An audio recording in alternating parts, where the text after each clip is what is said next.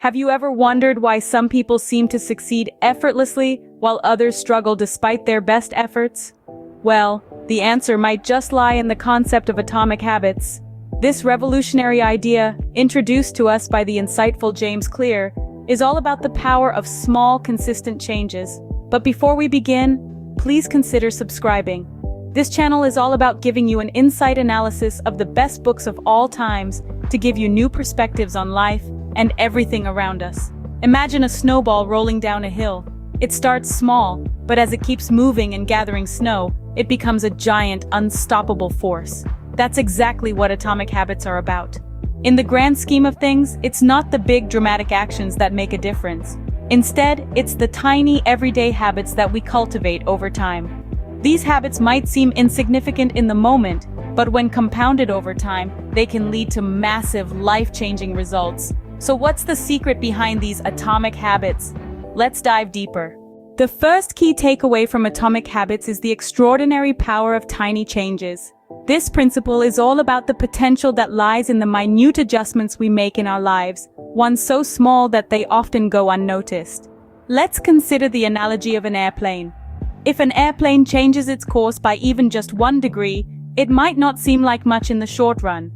However, over a long journey, that 1 degree can lead to the plane landing hundreds of miles away from its original destination.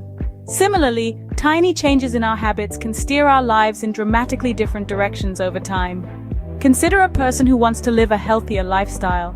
They could start by making small changes like taking the stairs instead of the elevator, or swapping soda for water at lunch. These changes might seem insignificant on a day-to-day basis. Yet, over the course of a year, these small actions can lead to significant weight loss and improved cardiovascular health. Or think about someone who wants to read more. Instead of setting a daunting goal of reading 100 books in a year, they could start by reading just 1 page a night. This small habit is easy to maintain, and over time it could lead to the completion of several books. These examples illustrate the idea that success is not a result of large, singular actions, but the product of small, consistent actions over time. It's about making a 1% improvement each day, not striving for perfection from the get-go. This approach is not only more manageable but also more sustainable. It allows us to make progress without feeling overwhelmed. And it's these small, repeated actions that compound over time to produce remarkable results. So the next time you're tempted to dismiss a small change as inconsequential, think again. It's these seemingly insignificant modifications that hold the key to transformative growth. Remember, even the smallest actions can transform our lives if we're consistent.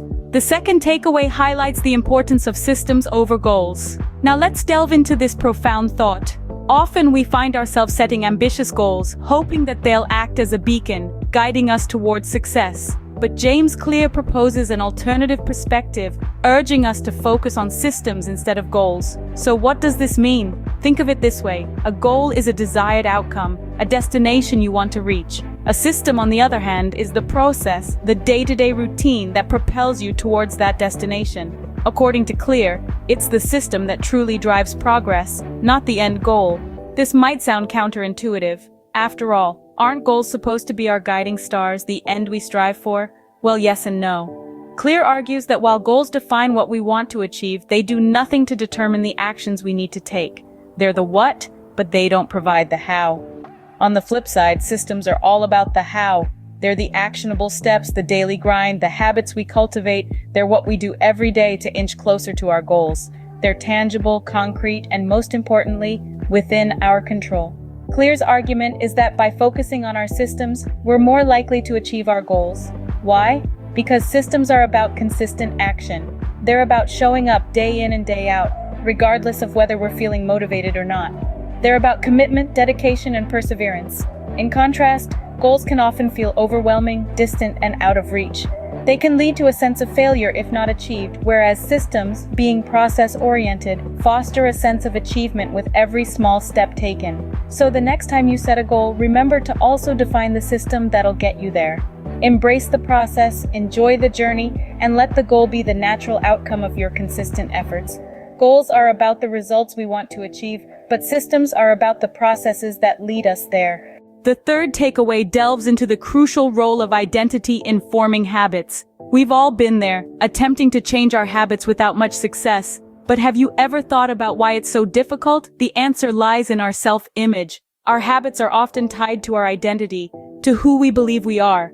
This is because our habits are not just actions, they're expressions of our character and personality. For instance, if you identify as a healthy person, you're more likely to habitually eat nutritious food and exercise regularly. On the contrary, if you see yourself as a couch potato, it becomes harder to motivate yourself to get moving. Your identity, your self-image, impacts your actions. Now here's the exciting part.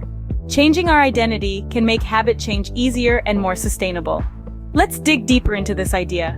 Imagine you're trying to quit smoking. If you just tell yourself, I'm trying to quit, you're still identifying as a smoker. But if you start thinking, I am a non-smoker, you're redefining your identity. You're no longer fighting against a habit. You're simply acting in line with your new identity.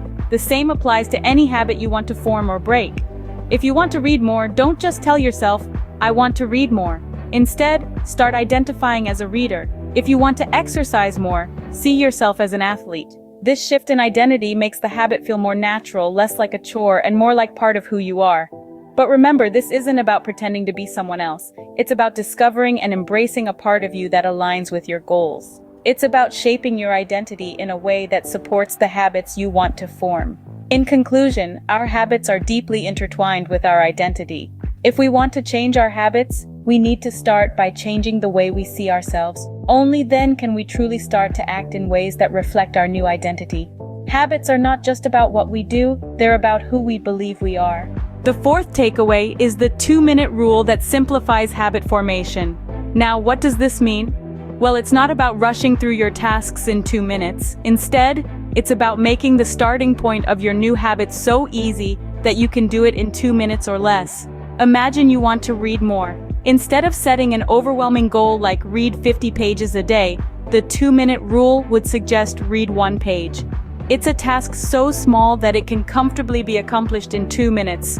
The magic here is not in the achievement of the task itself, but in the act of starting. The 2-minute rule is based on the principle that a new habit should not feel like a challenge. The actions that follow can be challenging, but the first 2 minutes should be easy. Why? Because the hardest part of any new habit is taking that first step. It's the starting and not the intensity of your new habit that's the most important. The 2-minute rule works for big and small habits alike. Want to run 3 miles a day? Start with tying your running shoes. Looking to write a book? Begin with writing 1 sentence each day. The idea is to scale down the whole process of a habit into a 2-minute starter task. Once you've started, you'll find it much easier to keep going. This rule reduces the friction associated with starting a new habit. It eliminates the excuses we often give ourselves. I don't have time, it's too hard, or I'm not in the mood. No longer hold water when the task at hand is so simple and achievable. So the next time you want to form a new habit, remember the 2-minute rule. Start small, make it easy, and watch as the power of getting started helps you build habits that stick around. The 2-minute rule shows us that the first step can make all the difference. It's not about the destination, but the journey. And that journey starts with a single manageable step. The fifth and final takeaway is the power of habit stacking. This ingenious concept is like a domino effect for your routine. It's about taking a habit you already do consistently and then stacking another habit on top of it. Here's how it works. Suppose you have a daily habit of drinking a glass of water first thing in the morning. Now, let's say you want to start practicing gratitude. You can stack this new habit onto your existing one by taking a moment to think of something you're grateful for each time you drink your morning water. The beauty of habit stacking is that it leverages the power of existing habits, making new behaviors easier to remember and follow. It transforms your established routines into platforms for changes you want to make. It's like a shortcut to habit formation, allowing you to weave new habits seamlessly into the fabric of your day. By stacking new habits onto existing ones, we can integrate them into our lives with less effort. Now that we've explored the 5 key takeaways from Atomic Habits, it's time to put them into practice. We've delved into the power of tiny changes, showing how small but consistent alterations can lead to massive transformations over time. We've also highlighted the importance of systems over goals, emphasizing that a well-structured process can propel us towards our aspirations more effectively than a mere endpoint. Next, we talked about the role of identity in forming habits, demonstrating that embracing a new self-image can facilitate habit formation and change. We then discussed the 2-minute rule, a practical strategy for overcoming procrastination and kickstarting new routines. Lastly, we explored the intriguing concept of habit stacking, where coupling a new habit with an existing one can make the new behavior stick more effectively. Remember, success isn't about making massive changes, but about making tiny improvements consistently. Until next time, keep making those atomic changes.